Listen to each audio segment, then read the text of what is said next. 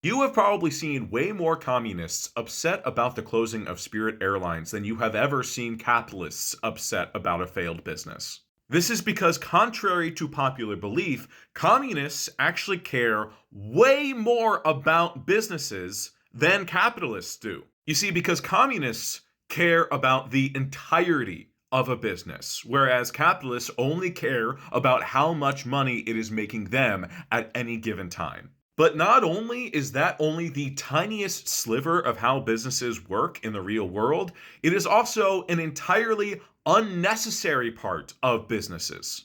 Every single aspect of a business that you interact with, both as a consumer or as a worker, as an employee of a business, are entirely separate and unrelated to how much money it is making the owner of that business at any given point in time. As in, at any point, the owners of that business could stop making any money off of the ownership of that business, and 99.999% of our economy would continue functioning as it always has. In fact, our economy would work way, way better because all of that money that was going to these owners would now either be put back into the business or back into the economy by lower prices, or translate to all of us working less and maintaining the same quality of life. Because it is actually the communist position that businesses, for the most part, are great things. They have revolutionized the entirety of the world, brought us closer both in communication and ability to reach each other. But most importantly, they have created a world without scarcity of things human beings need to survive. We have an abundance of housing. We have an abundance of food. We have an abundance of water. We have abundance of medication, of scientific knowledge that we are able to continue to refine and learn and apply to our daily lives. And in the case of Spirit Airlines, we had the ability to travel from one place to another for incredibly affordable prices.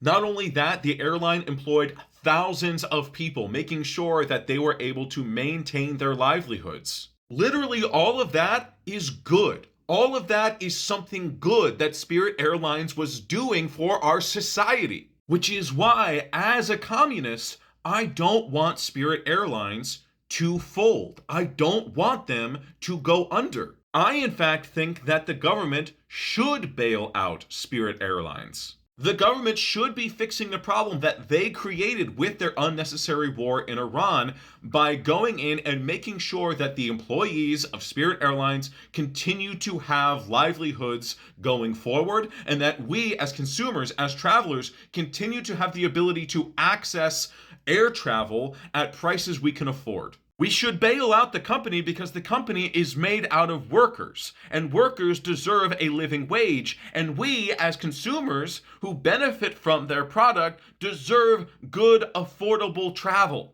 However, what we shouldn't do is bail out the owners. The fact is, Spirit Airlines probably could continue to function right now if they were willing to function on a zero profit model. If a bunch of people who own stocks and specifically aren't doing the work of maintaining and running the company would just be okay with understanding that they're not going to get any money from the company is going to pay their workers first, then the workers would continue to be paid and the airline would still be running.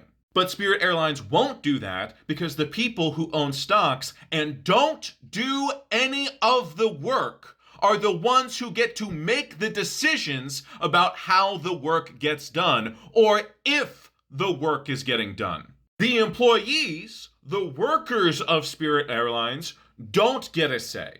And that is exactly the problem that communism is trying to solve. It is trying to say, hey, the people who own these companies do not run these companies and therefore should not have a say in how these companies are run. So yes, I do support the bailout of Spirit Airlines, but only if Spirit Airlines is either turned into a worker co-op where the workers are able to vote on how the company is run and also receive profit sharing from the company, or that Spirit Airlines becomes nationalized. The idea there being creating a public option for air transportation, which currently does not exist. but would then now exist as a service for all residents of this country. In the same way that the post office is nationalized because we understand that there is a need to be able to transport things to every single person, we can also understand that there is a human need of transporting those same people to other places. And if private corporations are going to continue to exist that provide the same service of air travel, then they are going to have to do it better in some way than the nationalized air service. They are going to have to offer competitive rates. They are going to have to offer better customer service. They are going to have to offer a better, more comfortable experience for travelers. Which means that if we were to nationalize Spirit Airlines, then every single other airline would also have to be better. As opposed to now, where every single airline is allowed to be worse because they have one less competitor to worry about. So you see, once again, communists are better business leaders than capitalists because we actually care about how the business functions. And if you care about businesses functioning actually for the betterment of the people who both run the business and buy the business's goods and service, then you should also be communist.